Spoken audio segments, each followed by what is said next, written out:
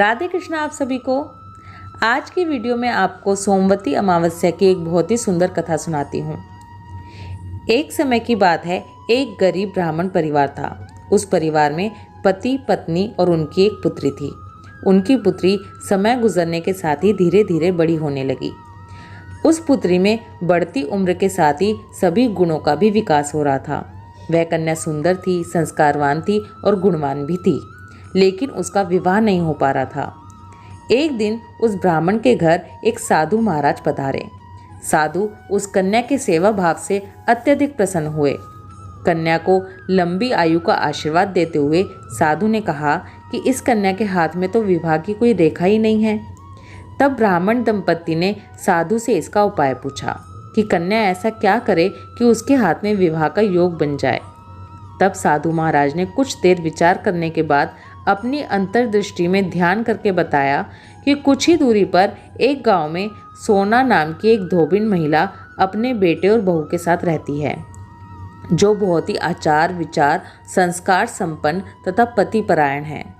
यदि वह सुकन्या इस धोबिन की सेवा करे और वो महिला इसकी शादी में अपने मांग का सिंदूर लगा दे तथा इसके बाद इस कन्या का विवाह हो जाएगा, तो इस कन्या का वैधव्य योग भी मिट जाएगा।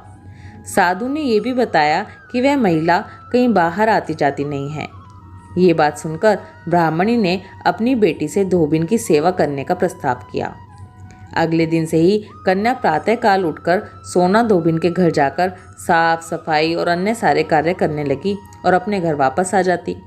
एक दिन सोना धोबिन अपनी बहू से पूछती है कि तुम तो सुबह ही उठकर सारे काम कर लेती हो और पता भी नहीं चलता।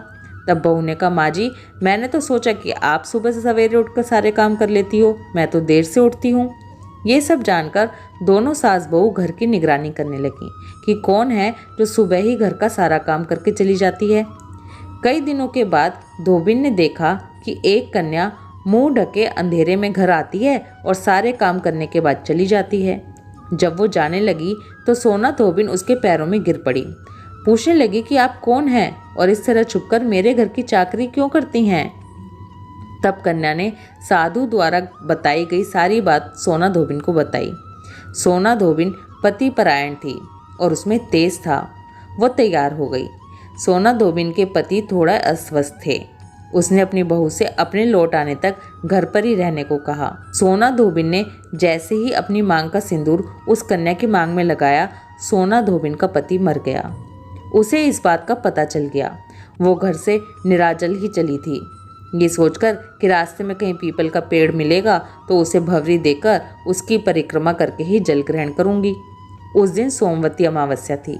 ब्राह्मण के घर मिले पुए पकवान की जगह उसने ईंट के टुकड़ों से 108 बार भवरी देकर 108 बार पीपल के पेड़ की परिक्रमा की और उसके बाद जल ग्रहण किया।